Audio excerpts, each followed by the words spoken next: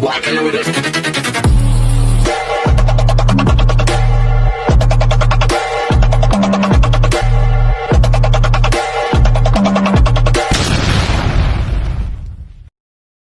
Hello beautiful people! It's your Mama Sam dito sa Sam Sam TV. Kamusta naman kayo mga amigo, amiga, kumare at kumpare? Sana lahat kayo ay okay na okay at safe ngayong araw na to. At syempre kung ako naman ang tatanungin nyo, sobrang ganda pa rin natin. Charot! So good morning sa atin lahat.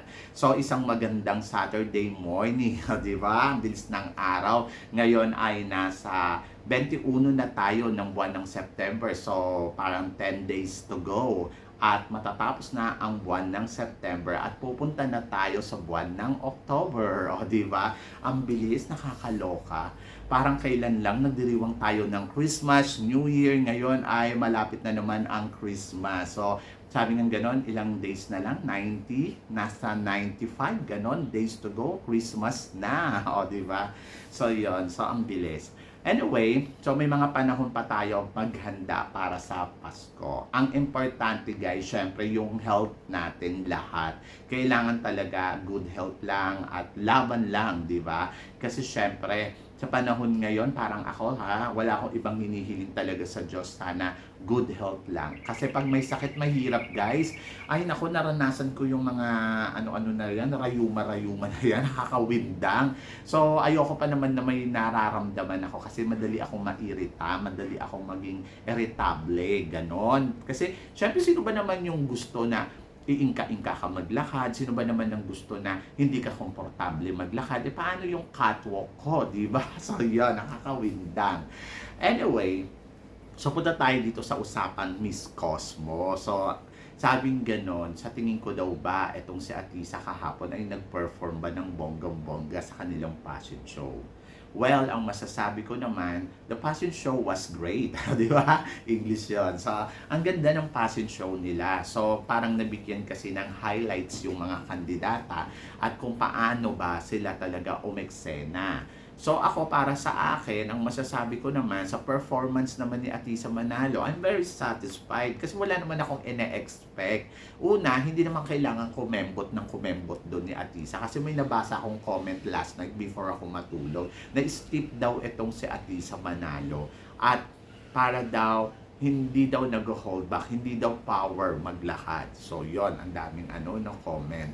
Una, siguro si Atisa Manalo, she think a lot about paano niya gagawin ng perfect yung performance niya. Ayun yung sinasabi ko, na kailangan kasi syempre kay Atisa na medyo dapat kalmado lang siya. Just walk, just enjoy the moment, I think. So, yun dapat niyang gawin. Kasi nakikita kasi sa face niya na kung nag-overthinking siya or siguro ang nasa isip niya kahapon, syempre, sana wag siyang madapa kasi syempre straight ka maglalakad so dapat hindi ka nakatingin sa floor, di ba? Tapos ang haba ng runway. So kailangan maging impactful talaga yung eksena mo doon. So yun. Tapos ang pinaka nakakaloka siguro may stairs kasi kaya parang nakita naman natin di ba yung iba na talaga natalisod o nasubsob si si Myanmar yata yun na siya, ang sakit nun. Diyos ko kung ako yun, Diyos ko baka iingka-ingka na ako nun. Ayun. So, ayun yung iniiwasan din ni Atisa, lalo na kung mahaba yung suot niya, di ba?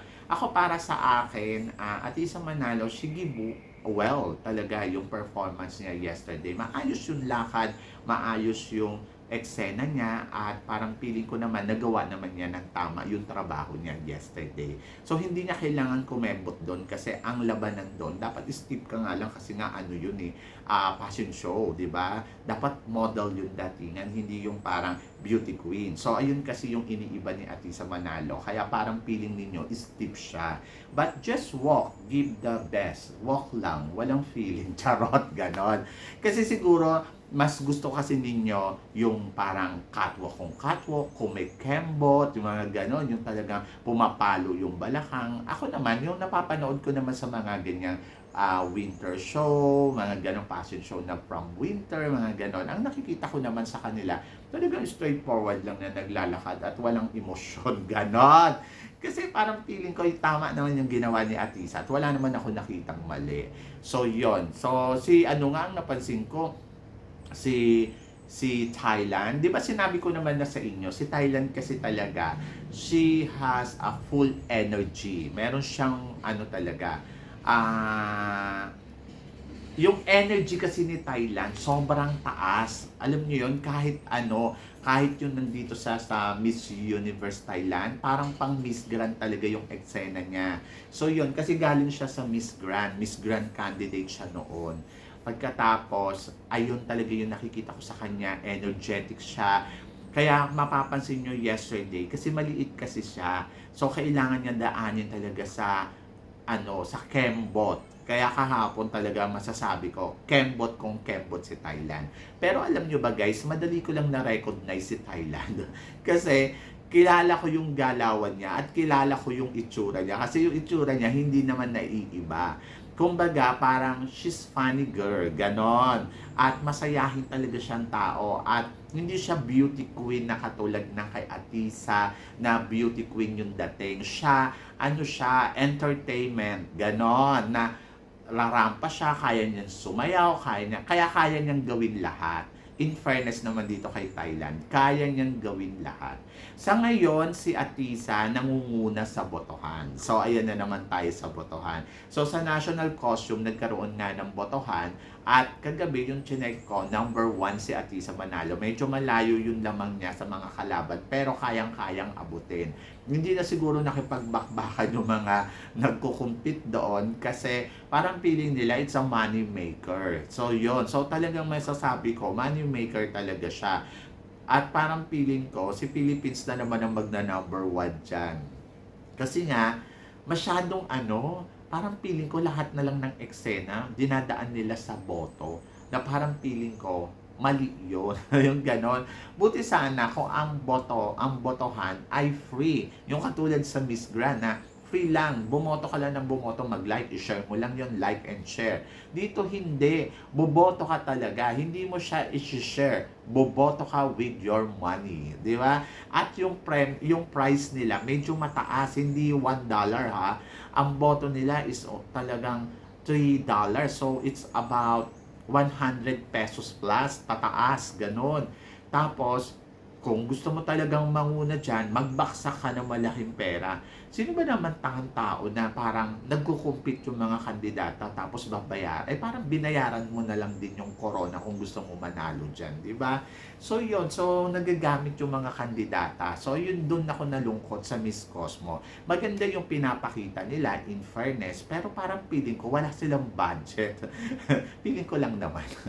Maganda kasi talagang panalo yung eksena nila. Ang ayoko lang dyan, yung ayun nga, yung boto system na bumoto ka kung gusto mo. Hindi naman to kaya lang kasi syempre, parang nakakaloka. Bakit kailangan idaan sa boto with pay? Ganon. Dapat, boto, gamitin yung social media to promote the Cosmo and spread. Ganon. Hindi yung parang lagi na lang all the time. Ito, best national costume. Kung gusto mo manalo dito, parang binili mo na lang din yung best national costume kasi ikaw yung magna-number 1. Or, pwede din naman na para makapasok ka sa pilian ng top 10. Kung maganda yung national costume mo, deserve mo naman talaga maka-top 10. Kaya nga kayo may judges, di ba? At tapos, kung feeling mo naman hindi maganda yung national costume mo, tapos gusto mo mag-number 1, bibili ka ng boto mo, di parang wala ding saysay. So, yon. So, medyo nako-confuse ako doon. Ano bang purpose nung boto-boto na to? Kasi si Atisa, nanalo na siya sa People Choice, matik na siya na nasa number 1 spot, nasa top 10 na siya, di ba? Kasi nag-number 1 spot siya. Kahit doon sa may yung unang-una nilang botohan na umabot ng millions, nag-number 1 doon si Atisa.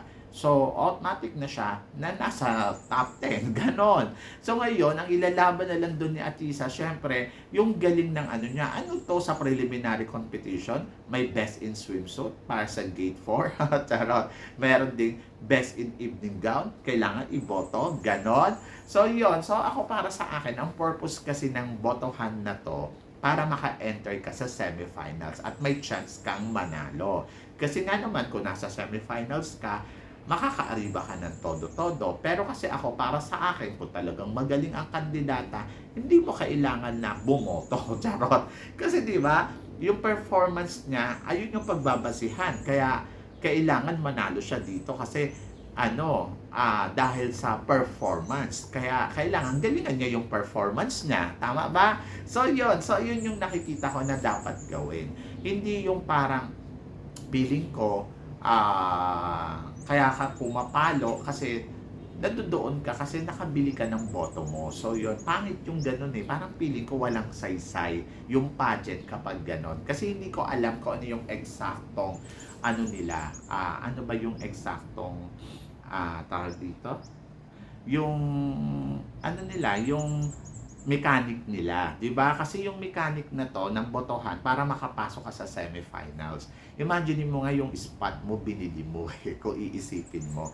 So pangit yung gano'n na parang feeling ko hindi ka authentic na kaya ka nila nakalagay sa semifinals dahil nakita nila yung performance. Kaya yung ibang kandidata hindi na rin lumalaban sa botohan katulad ni Thailand. Hindi talaga siya nag-e-effort kasi alam niya performance level, kakayanin niyang makatungtong sa semifinals. Either Vietnam, parang feeling ko, saka si Philippines, hindi naman natin kailangan kasi parang feeling ko si Philippines naman ay safe naman siya for the semifinals. Saka para sa akin, kung talagang nakikita nila yung value, nakikita nila yung galing ng isang kandidata, hindi nila kailangan ng botohan. Ang kailangan dyan ay manalo. So, yon. So, kasi para sa akin, yung botohan, it's about, parang, basta, hindi maganda. So, yon. So, nakakaloka, di ba, kung iisipin mo. Kayo, guys, guys ang masasabi ninyo? Ako, okay sa akin yung Miss Cosmo. Maganda yung pinapakita nila. Pero, ayun nga lang, naloka lang talaga din ako doon sa botohan. Kasi sa Miss Universe, sa totoo lang, nagkaroon din ng botohan. Tulad ng yung ganyan. Pero hindi ganyan kalaki. Tapos, just vote. Tapos, talagang naka-base talaga sila doon sa performance. Either Miss Grand, Miss Earth, Miss International, performance level talaga ang usapan. Dito kasi medyo nakakaloka na yung boto-boto. Tama lang yung isang beses, hindi yung lahat ng station.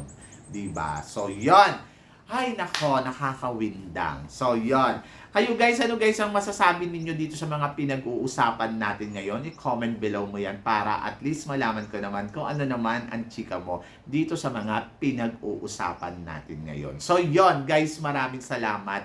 Syempre sa inyo lahat sa support at pagmamahal na binibigay ninyo syempre dito sa channel ko. At sa mga hindi pa nakaka-subscribe dito sa Samsam TV, ano pang hinihintay mo? Subscribe na. So guys, thank you so much. Hanggang dito na lang, hanggang sa muli nating chikahan. See you tomorrow. Thank you, guys.